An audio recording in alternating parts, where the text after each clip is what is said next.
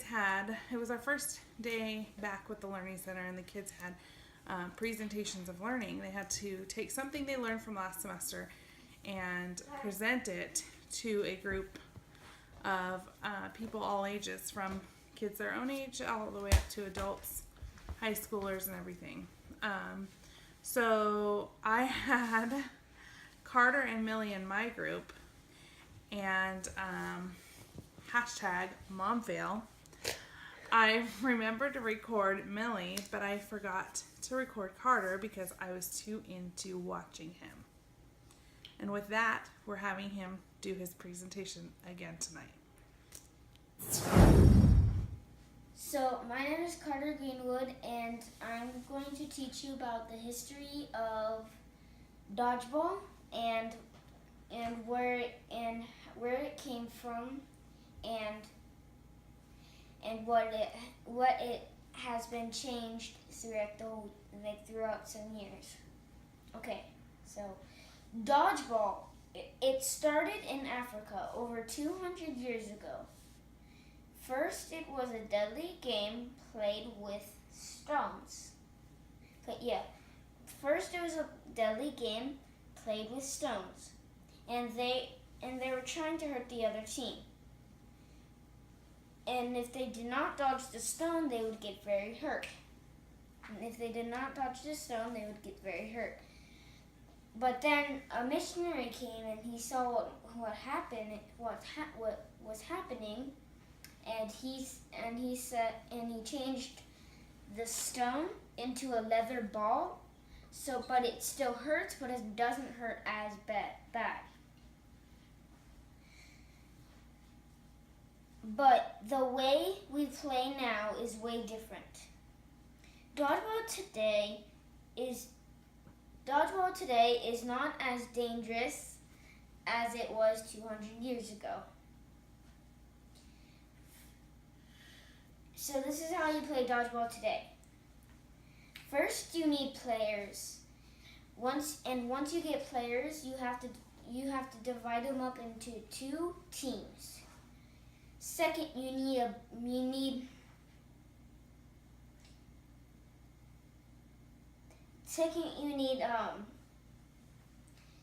big area to play, but let's not do it in your house, because it's not a big area.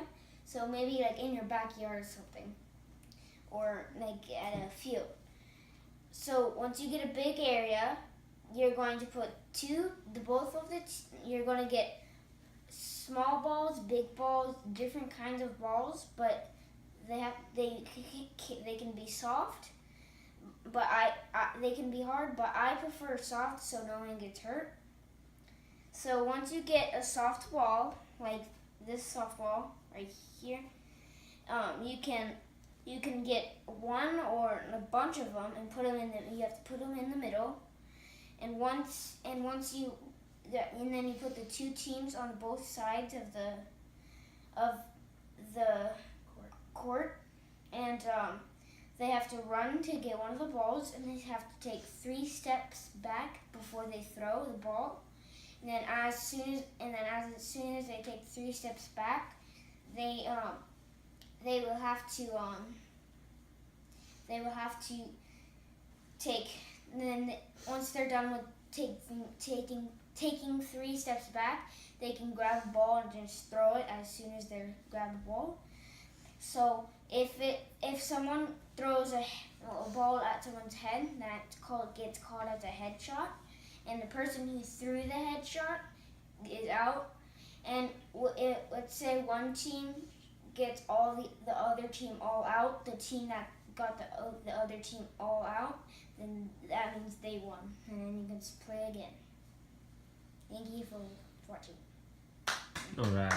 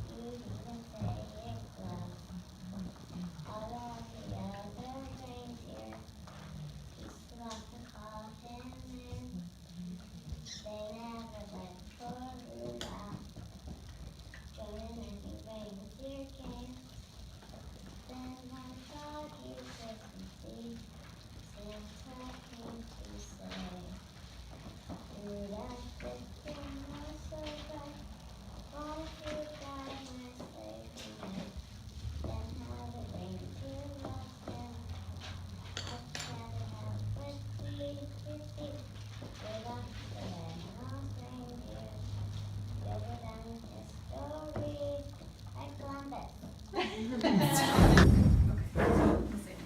take classes with high schoolers though. Yeah, because it's for Thursday it's 8 for high school. Oh, Or okay. through 12. Okay, so my name's Samantha Greenwood. Just how it says.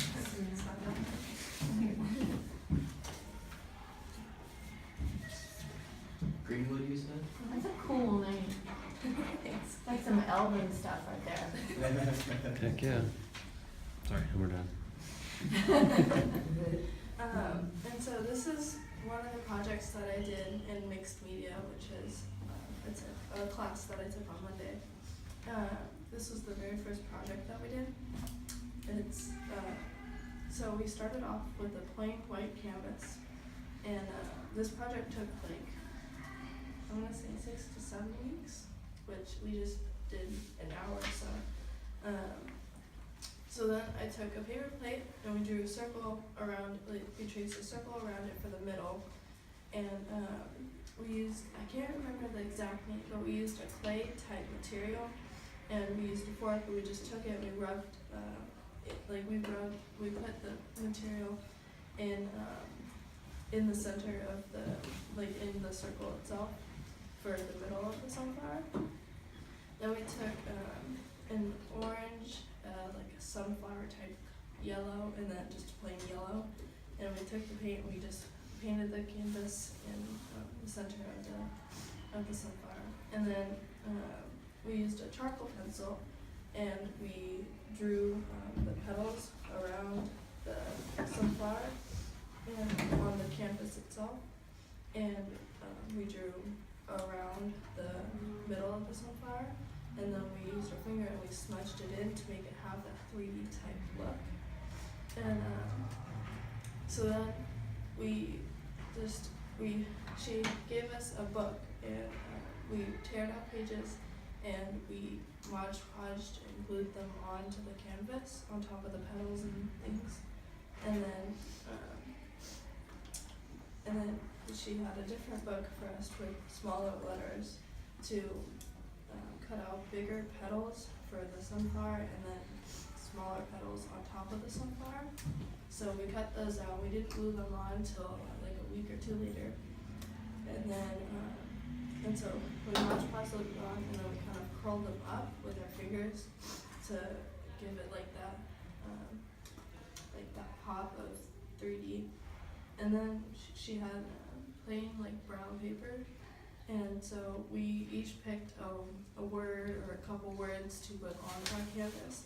I picked the word confident because I play softball and I have trouble with my confidence sometimes. So this is just a reminder to keep my confidence up.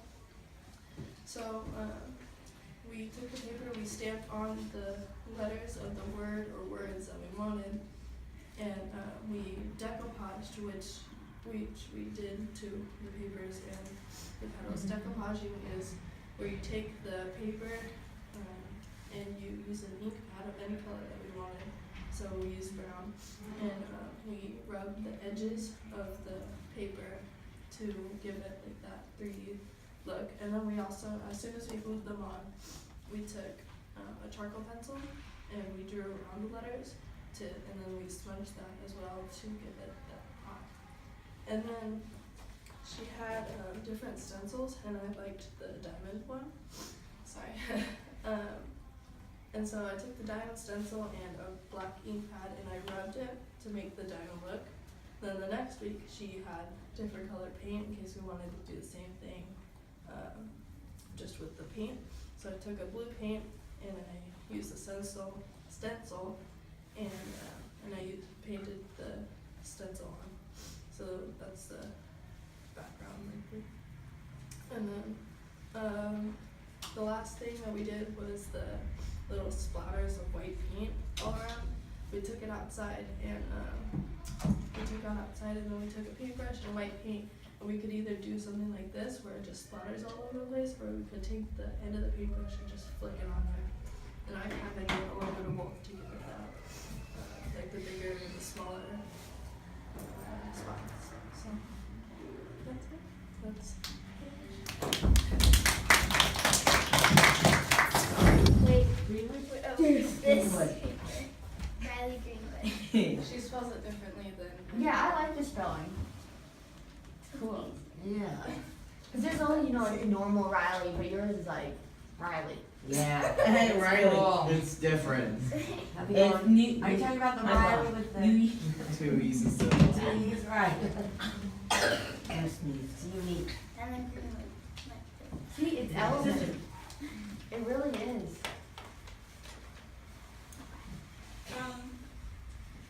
I'm going to be talking about Spanish.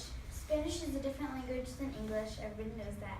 Instead of saying hi or hello, people usually say hola or buenos dias. If it's morning, buenas tardes. If it's afternoon, or buenas noches, which means evening time. So when we first meet someone, we usually want to know more about them. So we start asking questions like, what do you like to do for fun, or what's your favorite color? But one question that I think is most popular is, what's your name? So this is how you say what's your name in Spanish. ¿Cómo te llamo? ¿Cómo te llamas? For if it's a kid, but for an adult, it's como se llamo. They will usually respond with, my name is, whatever your name is. So when you say it in Spanish, it sounds like this. Yo me llamo. When you are done talking, you usually say bye or see you later. In Spanish, it's a little bit different. Bye is adios, and see you later is hasta luego. I want to talk about our body parts and how to say them in Spanish. First, let's start off with how to say my body in Spanish. My cabrino. I'm going to tell you how to say most of the body parts. So, make those. And so first head is la cabeza, and then la oreja is ears, la ojo is eyes, la nariz is nose, la boca is mouth, la mano is hand, la brazo is arm, la pierna is leg, and la pie is feet. Well, feet. Yeah, foot. So, in my Spanish class taught by Miss Amelia, we play bingo games, but they're in Spanish, so it's kind of hard to play, but when you think about it, regular bingo is hard for people who speak Spanish. Also, in my Spanish class, we learn how to count to 20. It's fun because sometimes we get higher without noticing. We learn about the many colors and how we say them in Spanish. We also learn how to say our fruits and vegetables in Spanish and how to say our favorite fruits and vegetables in Spanish. And this is how you say potato in Spanish, which is my favorite vegetable. La papa. It's kind of like a dad, but it's different how you say it. It's la papa, and dad is la papa. So it's kind of like it doesn't really sound different. It's like the way you say it. Yeah. Or the accent. Yeah. The emphasis was. So, and then my favorite fruit is watermelon, which is la sandaya. It's really hard. So, la sandaya, which is, I love it especially during summer. So, it just, yeah. Well, that's it.